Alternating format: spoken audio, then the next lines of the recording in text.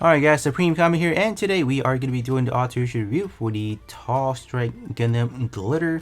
So in terms of this overall unit, I'm just going to tell you guys straight up, so this one is obviously a melee based unit, but it's just not going to be for everyone, because what this unit overall is doing is applying a lot of debuff to your enemy. There's doing a lot of, debuff via the part trait, via the EXQ effect, so I just feel like in general, not a lot of people may play around this specific, I guess, typing in a way. I generally don't play it like that. I either go for like, full, like enemy reduced power stuff. I either go for like, meta offensive stuff, whatnot.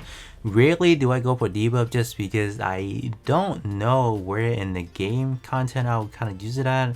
If let's say free to play player may be like, oh, maybe I can use these debuff stuff to kind of lower the enemy, doing damage to me. But that's great and all, but at the end of the day, how are you guys gonna able to output the damage to take down the enemy? So there's certainly that trade-off. So I just feel like debuff is more for like that really in-game stuff where you guys have beat the game, you guys pretty much are done.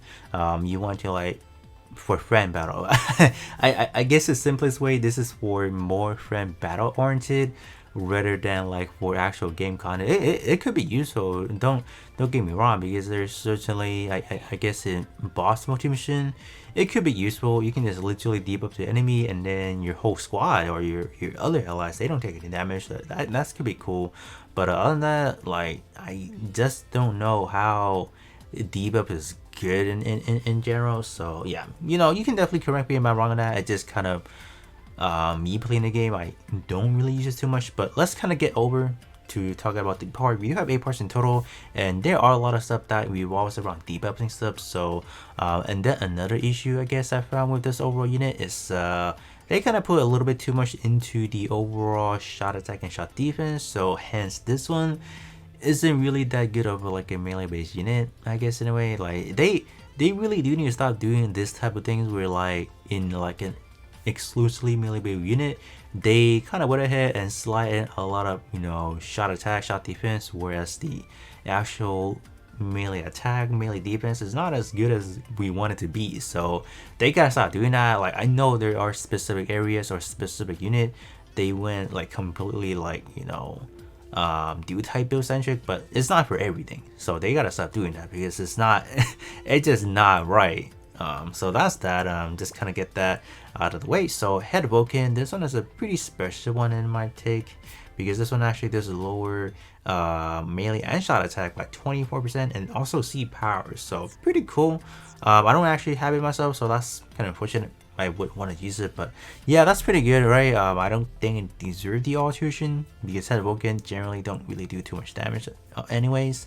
The stat wasn't on this one is not that impressive, but this one being a non-big scale, definitely a pretty good sub-slot battery to any of the other like big scale centric sub. This one I primarily put it on the sub slot itself rather than the main slots, because this one is not a unit that has any alternative attribute, so you're not going to be getting like an additional 6% power boosted, so I'd rather not take that chance. So right, heading to the torso, let's see what's cooking here. Torso, same thing as I said about the overall stat distribution. But why do we need that many shot attack and shot defense? I don't get it. That is going to be repeated so throughout the other part. So as far as the stat, I'm just going to skip talking about it. You guys can see what's going on. As far as this one, it's not that bad for the melee aspect. It could be higher if they would have redone the stat distribution. This one, on the other hand, is a pretty good part trait combo. You do have some debuff EXQ effects up and then some EXQ cooldown reduced by 23%. So what a good combo for anyone that wants to, continuously apply some heavy debuff effects. This one is definitely pretty good with some EXQ reduced right there. So not bad at all. Close combat and then high mobility. So definitely a great tag combo for your melee build. So moving over to the arms. The arm is your actual custom EXQ. It's not bad of animation, I'll give it that. This one stat wise it is a little bit lower, right? So EXQ, this one is going to be rocking a plus Pierce, A power, so This one as well, I don't really think it deserves the alteration or doesn't need one, because even prior to alteration, this one is a rocking a B plus power already. So with a custom EX skill type stuff, this one should be able to output pretty good damage in general. 4 seconds for the first time usage, so that's pretty good. So 6 seconds, that's not bad. That's pretty good. Also debuffing melee attack and shot attack by 30% up to 39% max. So once again, applying a lot of those debuffs to the enemies. So moving over to the legs, let's see what's going on here. So as far as the legs, stat wise, it's gonna be as follows. So pretty much the same thing as the torso, right? This one is actually the opposite of the torso as far as the actual portrait. So yes, you do have some more EXQ cooldown, but this one is actually, I want to say, a little bit more premium because you're not really logged into anything too specific. I think that goes same for the torso, right? I think it's only reliant as far as the condition on the actual attack stat itself, so that's really easy to satisfy. So that's, I'm glad they did that. This is definitely a pretty good redemption factor of it, because generally speaking, you see something that's more for like a attribute specific, or they would say, or part or vortex specific. So those not that they're bad, but in terms of, you know, variety, you want to put it on different builds, this one is good. These one are going to be really good. Secondary portrait, not so much. It's more the debuff time is up by extra 40%, so which is good if you do want your debuffs to last a little bit longer, but 40% may not be enough. You might actually need a little bit more, so it's a good start though. It's definitely a good start. So definitely this one is a very strong portrait, carried by not too much of a good portrait in general. Back part is pretty sad in general in my opinion, because EXQ wise is pretty much the same thing as the L strike, so that's that. But from the L strike, I don't recall that one having a melee debuff or the melee debuff on the defensive side or the beam resistance, so this could be new, right?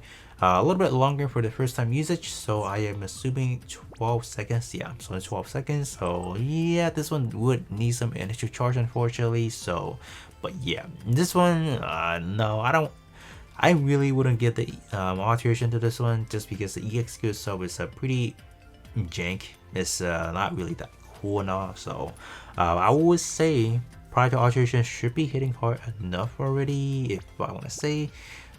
Not really, I guess. C power, huh? So this one would probably need a little bit more help, but I mean, like EXQ wise, I'm just not for it.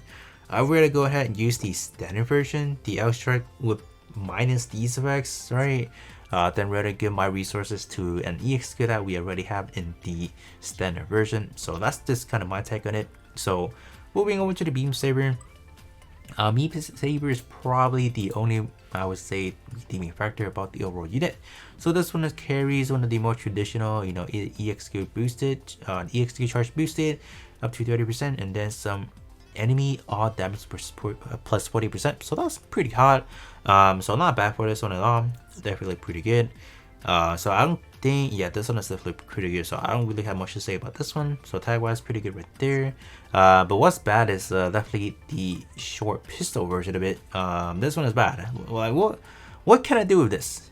Like, what can I possibly do with over 110% chance of, you know, inflicting super, like, penetrating super armor? I really don't know where to really apply this actually.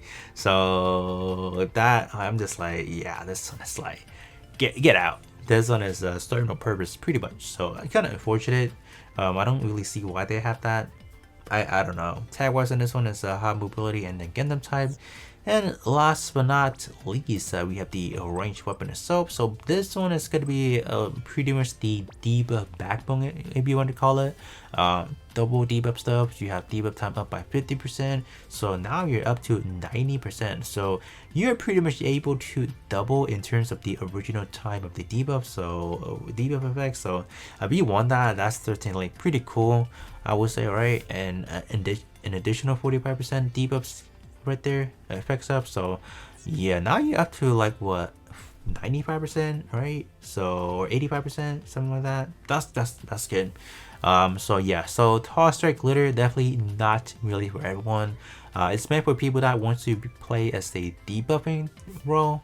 That's definitely good. More power to you guys. But other than that, I rather stay with anything that's like, you know, damage stuff, or anything that's maybe reduced. Even reduced, I wouldn't say, I wouldn't recommend it, because that's more for like a specific build that's not for everyone. But other than that, do definitely let me know how many of you guys summon for the Tall Strike Glitter. I know this is like a completely brand new unit, but in terms of what it's offering, I really don't see myself pulling too much on it, even though I did to kind of secure a few parts here and there. But other than that, that's pretty much it for me as far as the review, and I'll be catching you guys all on the next one.